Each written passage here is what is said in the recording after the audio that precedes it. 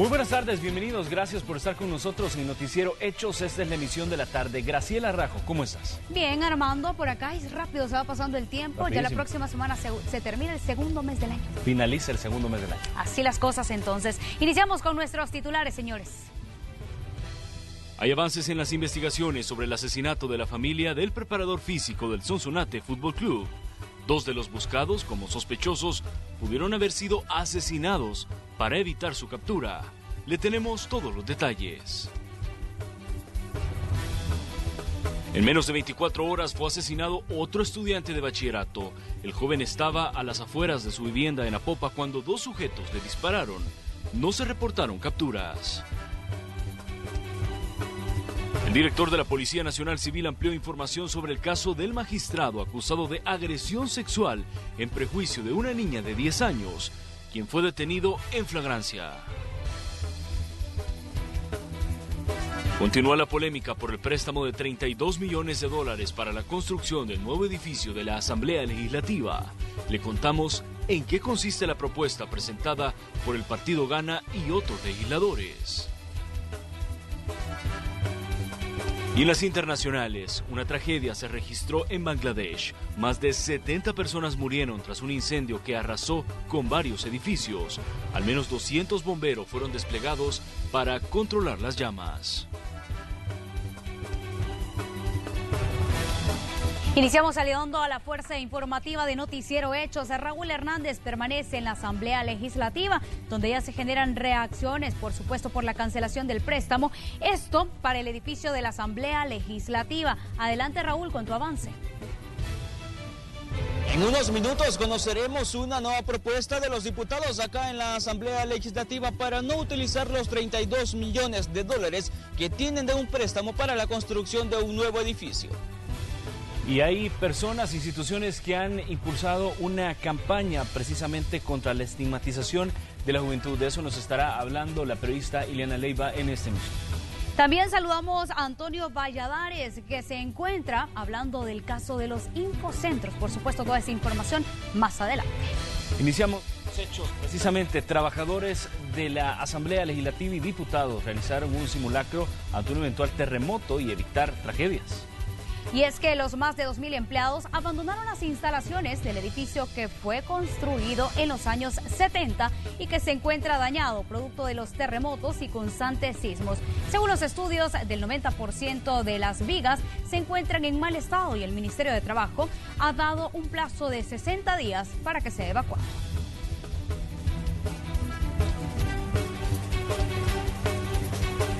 De hecho, la Junta Directiva de la Asamblea Legislativa acordó trasladar a los empleados a las sedes departamentales. Esta es la primera acción de los parlamentarios para reducir la carga del edificio legislativo, teniendo en cuenta que el Ministerio de Trabajo dio un plazo, como dijo Graciela, de 60 días para que se desaloje el inmueble y no exponer a riesgos a los empleados y quienes realizan trámites en la sede parlamentaria. Un acuerdo de la Junta Directiva donde le estamos pidiendo a todos los coordinadores de los grupos parlamentarios que en la medida de sus posibilidades retiren al personal de sus fracciones. Los diputados de San Miguel, los de Santana, los de Huachapán, que en la medida, y ese es acuerdo de Junta Directiva, que lleven a su personal a las sedes departamentales para empezar a darle respuesta al Ministerio de Trabajo en el sentido que hemos empezado a quitarle carga al edificio. ¿Cuánto personal vamos a lograr evacuar con esta decisión de este día de Junta Directiva? No lo puedo decir, porque habrán algunos diputados que dirán yo no quepo allá en la oficina departamental. Y como era de esperarse, se generaron reacciones a través de las redes sociales. A través de su cuenta de Twitter, el diputado Guillermo Gallegos informó que la Junta Directiva del órgano legislativo no admitió las piezas de correspondencia donde se solicitaba la reorientación de $16 millones del préstamo para la construcción de un nuevo edificio legislativo. La petición iba orientada a la construcción de escuelas.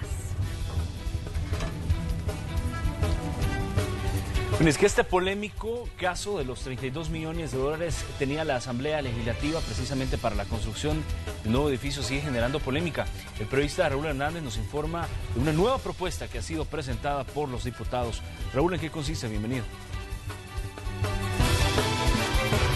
Muy buenas tardes. Continúa acá el debate en la Asamblea Legislativa por el préstamo de 32 millones de dólares que se tiene para construir el nuevo edificio. Este día diputados de Gana y PDC hicieron una nueva propuesta. Dicen que se debe cancelar de una vez por todas ese préstamo e iniciar de nuevo las negociaciones con el Banco Centroamericano de Integración Económica BCIE con el objetivo de disminuir el gasto. A su criterio, aunque se necesita la construcción de infraestructura, pero no gastar 32 millones de dólares. Vamos a presentar en el Pleno Legislativo la cancelación del instrumento que dio vida y origen al préstamo que suscribió el Estado de El Salvador con el BCE.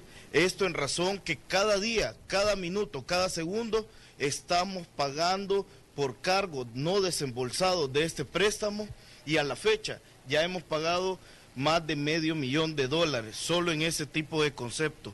Yo estoy seguro que la única herramienta para cambiar a este pueblo es la educación. Y ahora que el nuevo presidente Nayib Bukele le está apostando al sistema educativo, yo me uno a él. Porque hasta ahora escucho un presidente que sí le va a apostar al sistema educativo, porque es la única herramienta para cambiar a este pueblo.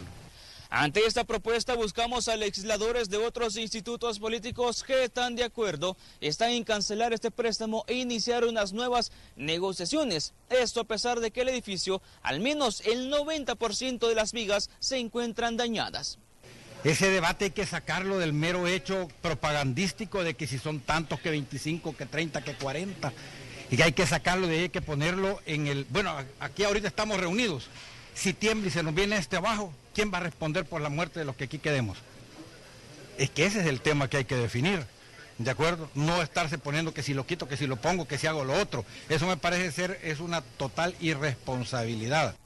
Habrá que esperar cuál será el respaldo que tendrán estos diputados acá en la Asamblea Legislativa este día jueves de sesión plenaria, por cierto, a ver si pasa la propuesta a las comisiones respectivas. Información que estaremos ampliando sin duda en la emisión estelar de Noticiero Hechos. Pasen buenas tardes. Buenas tardes para ti, Raúl. Un tema que sin duda va a continuar dando mucho de qué hablar. Vamos a seguir con temas legislativos porque tras la iniciativa de reorientar fondos para el área educativa, hoy el Partido Arena presentó dos propuestas destinadas a mejorar la infraestructura de las escuelas que no estén en condiciones apropiadas para los alumnos. Piden que el Ejecutivo los apoye.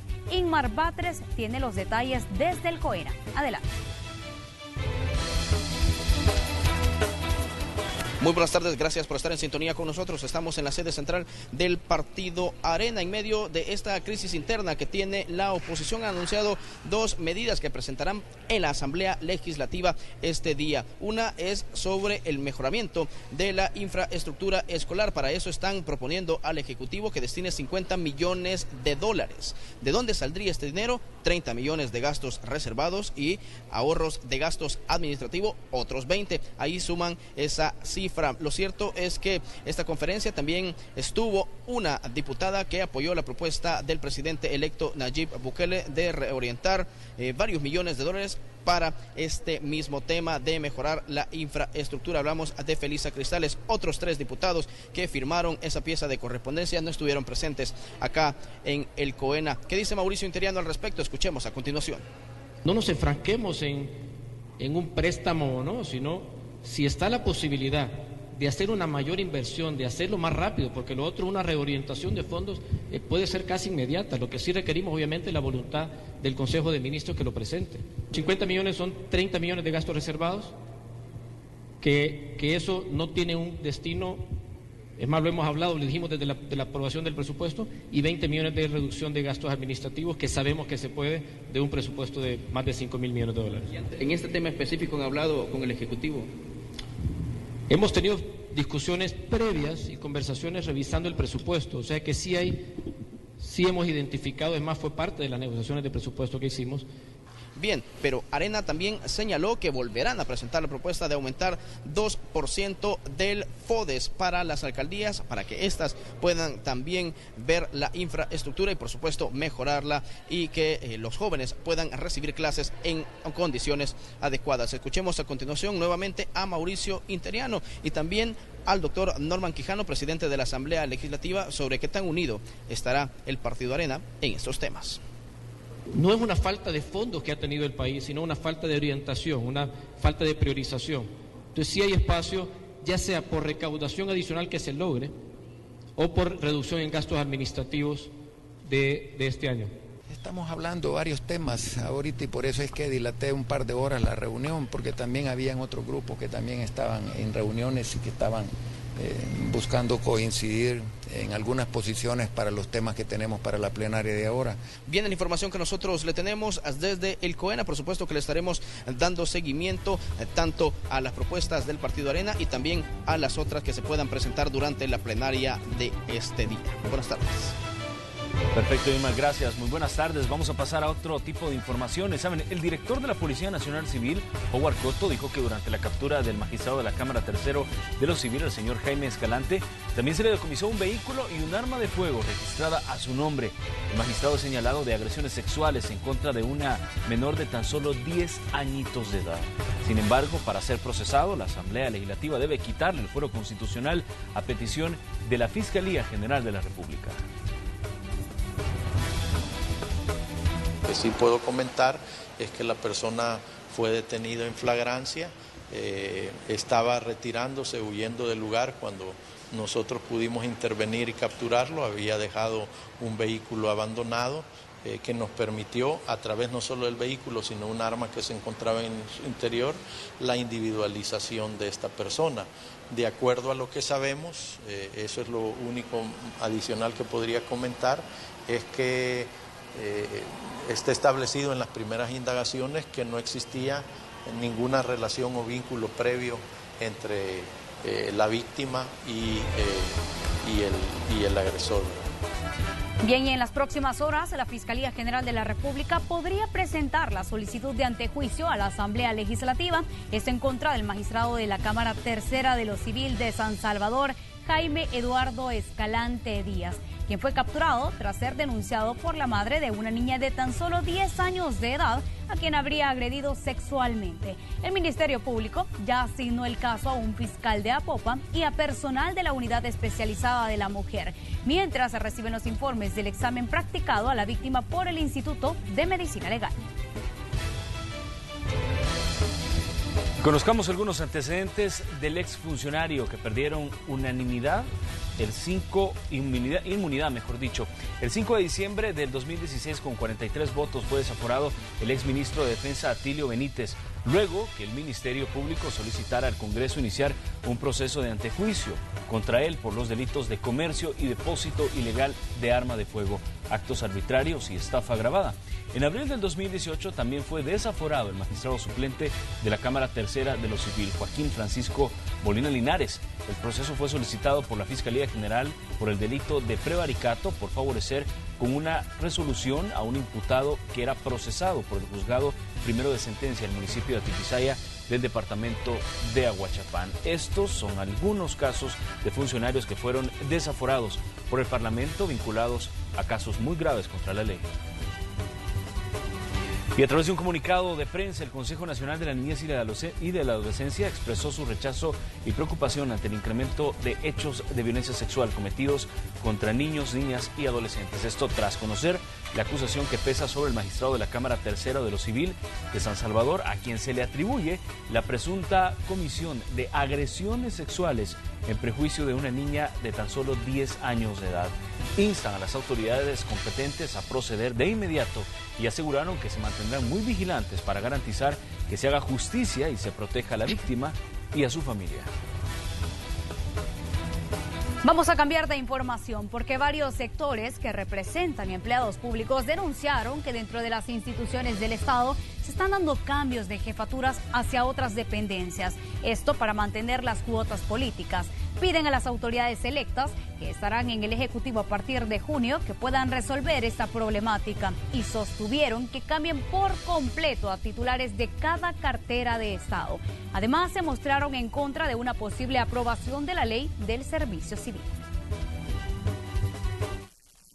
El ingeniero Canjura trasladó a los directores nacionales y departamentales a otros cargos con el ánimo de dejarlos siempre enquistados en el Ministerio de Educación bajo otro nombramiento.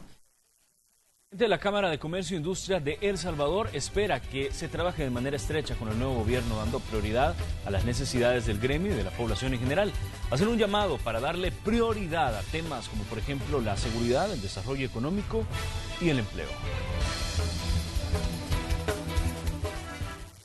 Queremos manifestarle al nuevo gobierno que los empresarios estamos dispuestos a seguir invirtiendo por el país, seguir invirtiendo y seguir generando empleo, para resolver los grandes problemas de la nación con eficacia y eficiencia, creando el ambiente para que los diferentes sectores trabajemos en armonía, seguridad y confianza. Honestidad para manejar la cosa pública con transparencia, basado en la meritocracia, la rendición de cuentas y el combate a la corrupción. Y humildad para reconocer sus limitaciones, corregir sus desaciertos y tener conciencia de que la gente tiene la esperanza que el nuevo gobierno no repetirá los mismos errores que cometieron sus antecesores. Y esta mañana el presidente de la República, Salvador Sánchez Serén, juramentó a 6 comisionados propietarios y suplentes del Instituto de Acceso a la Información Pública provenientes de las ternas de candidatos que representan a los sectores sindical, profesional y periodístico.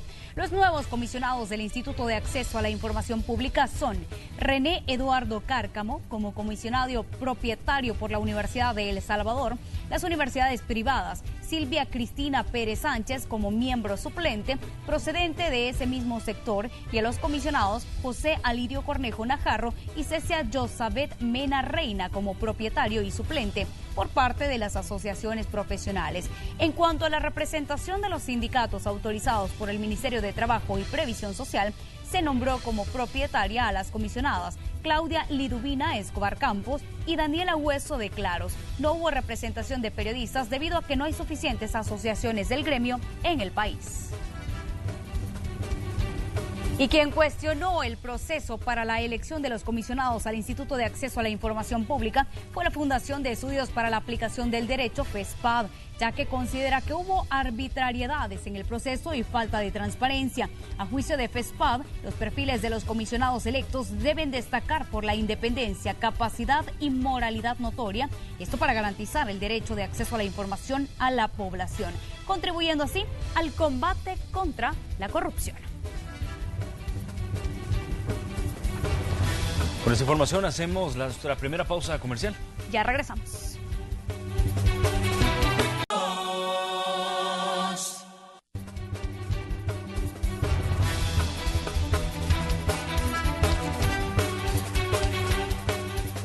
Gracias por continuar en nuestra sintonía y nueva información en torno al múltiple crimen que enlutó a la familia Pimentel, a la población de Chachuapa y a todo el país entero. Entre las víctimas, recordemos, hay un niño de 7 años de edad, un caso que sigue sin resolverse. Hace 14 días, la Policía Nacional Civil localizó los cadáveres de 4 miembros de la familia Pimentel y de una joven que viajaba con ellos la noche que fueron vistos con vida por última vez. El hallazgo se registró en una finca de Nahuizalco, a 1 kilómetro de distancia de la carretera que conduce a Los Naranjos, en El Canelo, desde donde la esposa del preparador físico, Omar Pimentel, hizo una llamada notificando que una llanta del vehículo se había ponchado. Según el director de la Corporación Policial, Howard Cotto, 10 presuntos pandilleros habrían participado en la privación de libertad y posterior asesinato, 2 de los cuales ya están muertos. 2 de ellos han sido asesinados, de acuerdo a lo que sabemos, eso lo tenemos que confirmar. Las preguntas son, ¿quiénes los habrían asesinado y cuál fue el motivo? La respuesta, según el titular de la Policía Nacional Civil, es evitar que más información salga a la luz. La lista de sospechosos se alarga y el caso sigue sin resolverse. Y a este punto sí tendría que ser yo bastante categórico en decir que no descartamos ya ninguna línea.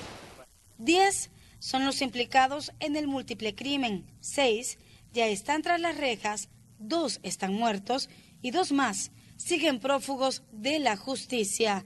Un informe de Carolina Mengíbar para Noticiero Hechos. Y por cierto, en horas de la noche, miembros de la Policía Nacional Civil en conjunto con la Fuerza Armada realizaron un control vehicular en la ruta de Los Naranjos, Sonsonate, y registros preventivos en los centros de tolerancia y bares de la zona. Las autoridades aseguraron que estos procedimientos se realizan en horas diurnas y nocturnas con el objetivo de garantizar la seguridad de residentes y turistas.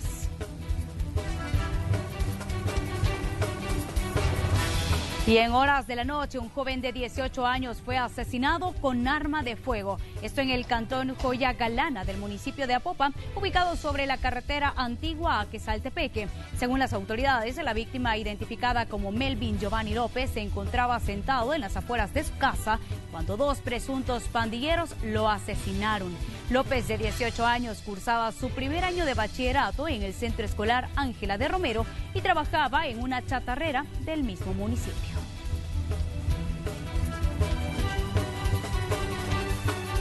Solo oímos los disparos, la recarga. O sea, que él había salido a jugar. Sí, aquí estaba arriba, ahí sentado, estaba él. Sí. Solo había que jugar con otros niños que juegan aquí pelota. Sí, con otros muchachos. ¿Y en vehículo entraron los sujetos? No, a pie. ¿A pie? A pie, sí, del otro lado. ¿Estudiaba su hijo? Sí, estudiaba. Primer año de bachillerato, digo. Lamentable. Sí. Bastante. Lamentable, y es que en lo que va de 2019 se reporta el asesinato de al menos 2 estudiantes que cursaban primer y último año de bachillerato. La primera víctima fue Kevin, de 16 años de edad, estudiante del Instituto Técnico Industrial, y el segundo, Melvin Giovanni López, de 18 años, quien estudiaba en el Centro Escolar Ángela de Romero en Apopa. Según el Ministerio de Educación, en el año 2018 no se registró ningún homicidio en estudiantes ni profesores. Sin embargo, un informe del PNUD del 2018 reveló que entre el año 2016 y 2017, escuche bien, 156 alumnos fueron asesinados y 38 de ellos estudiaban bachillerato. Cementerio de Apopa, familiares y amigos dieron el último adiós a los 2 hermanos asesinados tras haber sido reportados como desaparecidos a inicios de esta semana. Este fue el panorama. Los hermanos Mejía Martínez, residentes en Apopa, desaparecieron el día lunes cuando realizaban sus labores. 24 horas después, los cuerpos fueron encontrados en la libertad, una noticia que impactó a la familia.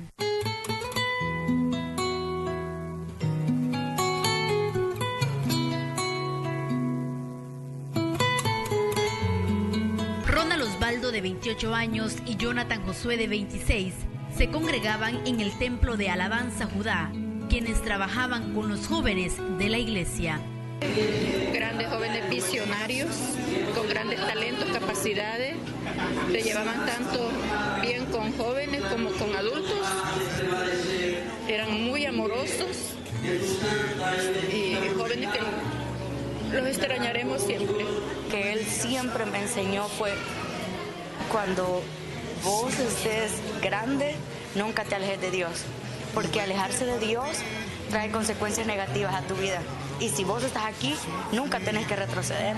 Entre nostalgia y tristeza, amigos y familiares colocaron fotografías de Josué y Ronald expresando los momentos vividos con los jóvenes. Los podemos recordar como unas personas muy alegres, unas personas muy motivadoras, fueron compañeros de trabajo nuestros, unas personas que siempre tenían a Dios en su corazón, y pues lamentamos mucho la partida. Desde Canal 57 informó Estefanía Enríquez. Es impresionante que pasen este tipo de casos. Y saben, vamos a revisar algunas cifras, y es que en las últimas 24 horas 5 personas fueron asesinadas a nivel nacional. Según datos de la Policía Nacional Civil, en lo que va de este mes ya se registran 151 homicidios solo en febrero.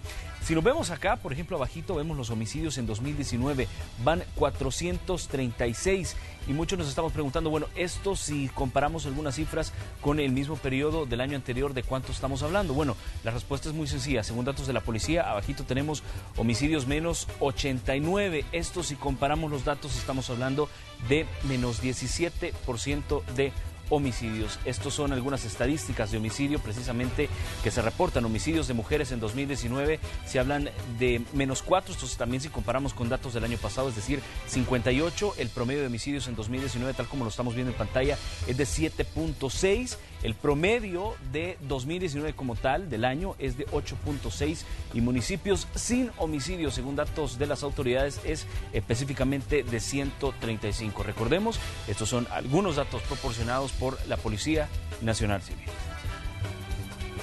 Bien, ya hablamos de hechos de criminalidad. Ahora hablemos de la contraparte y sería el accionar de la Policía Nacional Civil, porque varias armas de fuego, entre estas escopetas y granadas, le fueron decomisadas a presuntos pandilleros en el municipio de Puerto El Triunfo. Luego de una agresión ilegítima en el municipio de Puerto El Triunfo, en la zona de Los Manglares, un grupo de sujetos dejaron abandonadas varias armas de fuego y municiones al darse a la fuga luego que la PNC repeliera dicho ataque. Sí, el día de ayer, en horas de la mañana, hubo una agresión ilegítima armada en el cañón La Majada, jurisdicción de Puerto El Triunfo, en Usulután, en la zona de Los Manglares.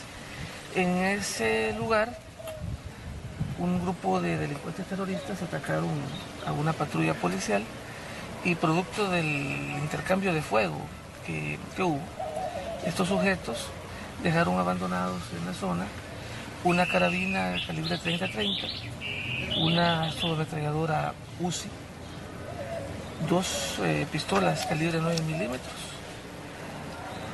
y 3 granadas industriales, además de cargadores para fusil M16 y para fusil AK-47, además de un chaleco balístico, un chaleco antibalas. Las autoridades policiales no manejan mayores detalles relacionados al número de personas que se encontraban en el lugar a la hora del ataque. No tengo un dato preciso, porque usted comprenderá, fue una situación de encuentro, entonces no da la pauta para contar a las personas que pudieron haber estado involucradas, eran varios. ¿No se realizaron capturas? No se realizaron capturas hasta el momento sobre eso. El oficial de servicio de la PNC manifestó que tampoco hubo 2 fallecidos producto del ataque, tal y como fue manejado por algunos medios digitales. No, son rumores y la verdad es que los medios serios hacen lo que ustedes están haciendo ahorita, se abocan a las vocerías policiales para conocer la versión oficial. No tuvimos ni bajas policiales, ni tampoco encontramos ningún lesionado o fallecido. ¿Se conoce a qué estructura pertenecen estos delincuentes? Son delincuentes terroristas. Las armas serán puestas a la orden de la Unidad de Armas y Explosivos, donde se realizarán los peritajes necesarios y se determinará procedencia y si éstas fueron usadas en algún crimen. Con imágenes de Alberto Portillo, Sujei Sorto, Impacto Noticias. Y saben, hoy se dieron a conocer precisamente información de última hora que usted debe conocer, y es que precisamente las imágenes que vemos por ahí responden a lo que está pasando en San Rafael Obrajuelo, en La Paz. Personal de la unidad antiextorsiones en un dispositivo bajo cobertura policial, se registró intercambio de disparos. Resultó lesionado el agente Carmen Elena Muñoz Hernández, según datos de la Policía Nacional Civil. La policía ya está en el Seguro Social de Zacatecoluca recibiendo asistencia médica. Repetimos, es información en desarrollo y por supuesto de última hora, San Rafael Obrajuelo en La Paz. Y precisamente se dieron a conocer detalles de una campaña que busca minimizar la estigmatización de la juventud. La periodista Ileana Leiva nos amplía la información y le damos la cordial bienvenida. Qué gusto que esté con nosotros. Buenas tardes, compañeros, un gusto saludarlos. Este día la Organización de Estados Iberoamericanos para la Educación, Ciencia y Cultura han realizado un conversatorio sobre la campaña que han denominado ¿Por qué soy joven?, la cual busca minimizar la estigmatización de la juventud. Los detalles completos se los he preparado en la siguiente nota. Y la desconfianza es la peor forma de desacreditación de la juventud. La estigma ha provocado la pérdida de confianza en la juventud salvadoreña, una situación preocupante a juicio del director de la Organización de Estados Iberoamericanos, ya que con el pasar de los años la estigmatización ha aumentado. Extendido el fenómeno del desprecio, de la desacreditación, de la baja categoría que le dan a la juventud en países que están diezmados por la violencia, francamente. En primer lugar, se sospecha de todo joven, y eso es grave. Realmente se ha perdido la confianza en la juventud, y eso se ve en todos los lugares. Ante esta situación, la Organización de Estados Iberoamericanos desarrolló la campaña denominada Porque soy joven. Para minimizar estos estigmas, los más comunes son... Estigmatizar viene desde el momento en el que vos empezás a tachar a una persona por su forma de vestir, por su forma de hablar, porque si tiene o no tiene conocimiento, o por si es o no es educado. Tenemos que darnos cuenta que tenemos que luchar, que tenemos un gran camino por delante en el que vamos a tener que sacrificar y el que vamos a tener que poner todo nuestro esfuerzo para unirnos y denunciar todos los atropellos que se cometen en contra de nuestros derechos como jóvenes. El presidente electo desde un principio centró su campaña en el apoyo a la juventud. Hoy, este sector espera que no se queden promesas y que de verdad se le dé un papel protagónico en la toma de decisiones que marcan la ruta a seguir en el país.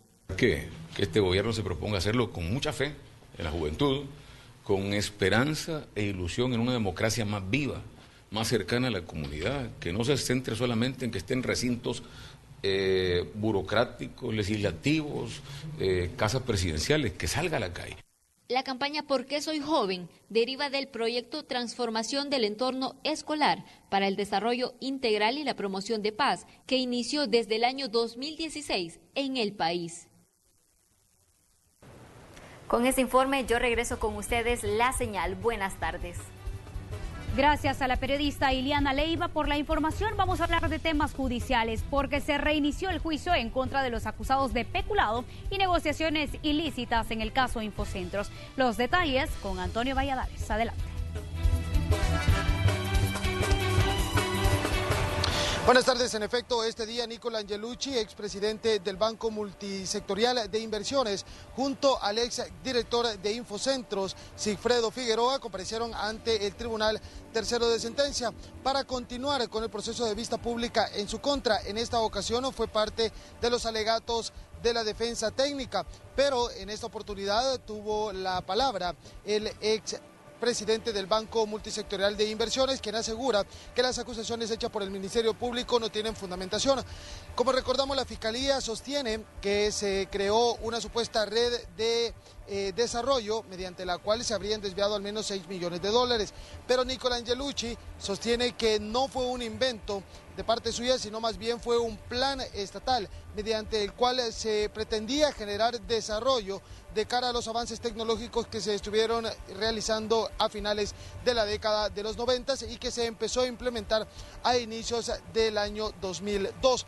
A partir de esto, él sostiene que todas las acusaciones que se han presentado en su contra no son más que pura política y que se debe de cambiar este sistema de acusación. Veamos. Todos los testigos que han pasado, tanto los de cargo como descargo, han declarado, digamos, en favor de nuestra tesis, pues que todo se hizo conforme a la ley y que las cosas se hicieron con el mejor esfuerzo del mundo para democratizar lo que en ese momento era la tecnología de la información y, digamos, el uso de computadoras, que solo pocas personas tenían. Estamos hablando del año 2000, 2001, 2002. Ojalá que ya vayamos madurando como sociedad y que ya no se ocupen los instrumentos legales que tiene el país para, digamos, para sacar provecho, ventajas políticas. Por su parte, Sigfredo Figueroa sostiene que sí estuvo involucrado en la red de Infocentros, sin embargo sostiene que al iniciar este proyecto él no era quien estaba fungiendo al frente de este proyecto y que desconoce todo el tipo de negociación que se hizo previo a su llegada y se justifica asegurando que mientras él estuvo a cargo de la red de Infocentros no se generó ninguna anomalía. Veamos. Eso, yo no estaba formando parte de esa entidad. Sin embargo, ellos me están mencionando como cómplice necesario, a pesar de que ser cómplice necesario significa haber participado en la planeación y en la ejecución de los actos desde el principio. Eso no ha sucedido. Esta parte de alegatos por parte de la defensa técnica se podría extender durante las próximas horas y se espera, según el Ministerio Público, que se dé a conocer la resolución del Tribunal Tercero de Sentencia dentro de un mes. ¿Qué es lo que está pidiendo el Ministerio Público en contra de los señalados? Pues bien, en contra de Sigfredo Figueroa están solicitando 12 años de prisión por el delito de complicidad y en contra de Nicola Angelucci, el Ministerio Público está solicitando 12 años de prisión por el delito de peculado y 8 años por negociaciones ilícitas. Por supuesto, nosotros le continuaremos dando seguimiento a este tema y le estaremos presentando más detalles en nuestras siguientes emisiones de Noticiero Hechos. Por el momento, con esto retorno la señal hasta el chat principal. Gracias por continuar con nosotros. A esta hora nos enlazamos con el periodista Ernesto Cornejo, quien se encuentra en el Cerro San Jacinto, donde se busca concretar un proyecto para la reconstrucción del teleférico. Ernesto, a ver, coméntenos.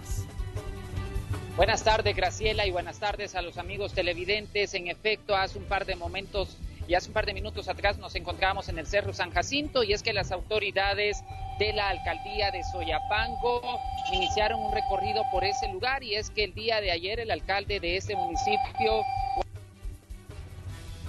Bien, ahí tenemos parte de la información. Recordemos que el día de ayer específicamente el alcalde de Soyapango ha cancelado parte de los terrenos con el propósito principal de reactivar este sector y así generar un poco más de visitas a esta zona que ha sido abandonada por mucho tiempo. ¿No es así, Ernesto?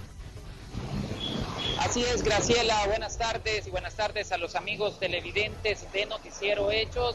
El día de ayer el alcalde Juan Pablo Álvarez del municipio de Soyapango anunció que se ha iniciado con adquisición del terreno donde se encontraba el ex teleférico en los años 70, pues en este tiempo fueron que inició su etapa de darles esa alegría a decenas de familias que venían provenientes de diferentes partes del país. Ese lugar, pues por muchos años, fue un lugar de sano esparcimiento para todas las personas que llegaron, pues pero lastimosamente por los terremotos del año 2001 registrados acá en el territorio nacional, se llevó a la conclusión que ya no más se podían dar con esta etapa del teleférico y todo lo que estaban brindando al público. Pero el día de ayer el alcalde Juan Pablo Álvarez mencionaba que han hecho la adquisición del terreno para poder inaugurar nuevamente el reino del pájaro y la nube, pues una noticia que para muchos ha sido alegría. Nosotros como Noticiero Hechos el día en horas de la noche le vamos a estar llevando todos los pormenores en torno a esta información, ya que hemos hecho un breve recorrido hace un par de minutos atrás en el Cerro San Jacinto, donde se encontraban las instalaciones del ex teleférico. Por supuesto, esta información seguirá en desarrollo en los próximos días, así que la invitación es para que usted esté pendiente, y si usted visitó alguna vez el ex teleférico, pues le hacemos la atenta invitación que también lo va a poder hacer en los próximos meses, esto gracias a la inversión que está teniendo la alcaldía de Soyapango, que han sido aproximadamente $23,000 en su primera etapa que han entregado a los propietarios de este inmueble para poder dar pues vida nuevamente al ex teleférico. Nosotros vamos a llegar a esta hora con esta información desde el municipio de Soyapango, y en nuestra próxima edición vamos a llevar todo un informe detallado de este tema.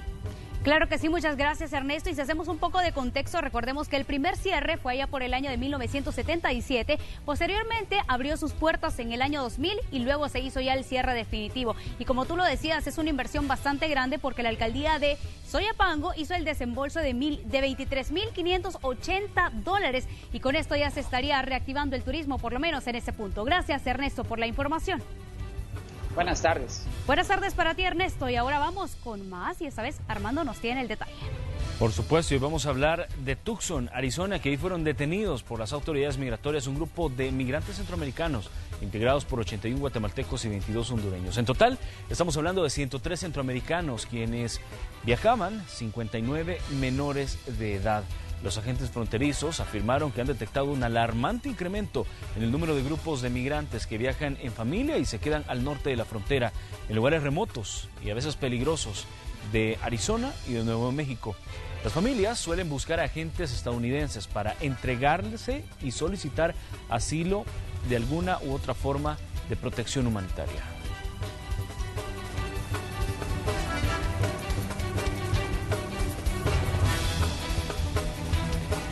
Bueno, y precisamente vamos a pasar a otro orden de noticias. La Dirección de Migración y Extranjería, precisamente la titular, Evelyn Marroquín, informó que en las 8 caravanas de salvadoreños que partieron rumbo a Estados Unidos de manera ilegal entre diciembre y enero están 3.078 personas. Sin embargo, asegura que ya fueron repatriados cerca del 50%. Han retornado al país en los retornos regulares que hacemos con México 559 y también han retornado 1.057 desde Guatemala. También hemos compartido con ustedes un dato de que a partir del esfuerzo interinstitucional que realizamos con el Sistema de Protección de la Niñez, el Sistema de Protección de Mujeres, las organizaciones que trabajan en el tema de migrantes, han desistido de continuar en la migración 447 personas desde la frontera.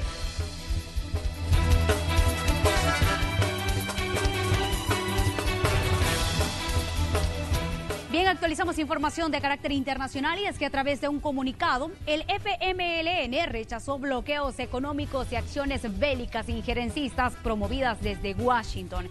Esto en contra de Nicolás Maduro, al tiempo que reiteraron su respaldo y solidaridad al presidente de Venezuela y apelaron a que se respete el derecho a la soberanía de los pueblos, haciendo referencia al artículo 2 de la Carta de Naciones Unidas, que establece la no injerencia en los asuntos que son y deben ser propicios de jurisdicción interna de cada estado.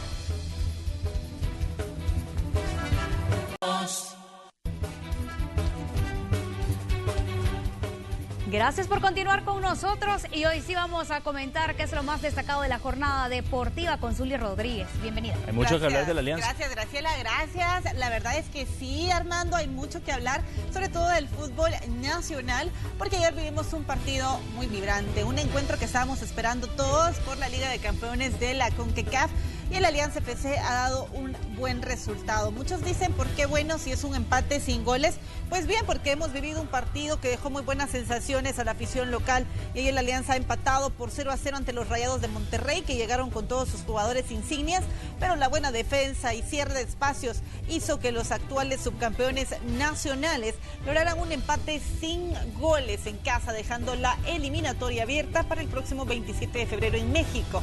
Un partido donde la defensa alba mostró por qué actualmente tiene una de las mejores defensas en el país, además de un mediocampo que cerró todos los espacios, limitando las posibilidades del equipo azteca, por lo que en 90 minutos todo quedó en un empate sin goles. Tanto el Monterrey como la Alianza ahora son actualmente líderes de sus ligas y esperan definir la eliminatoria este próximo miércoles, cuando se juegue este partido en México. Buenas sensaciones por parte de la afición local y el equipo local, que hizo muy buen encuentro, un partido muy importante para el equipo capitalino, que por lo menos en casa no permitió que le hicieran daño, y ahora todavía todo está abierto. Habrá que ver qué es lo que pasa allá en México, en casa del Monterrey.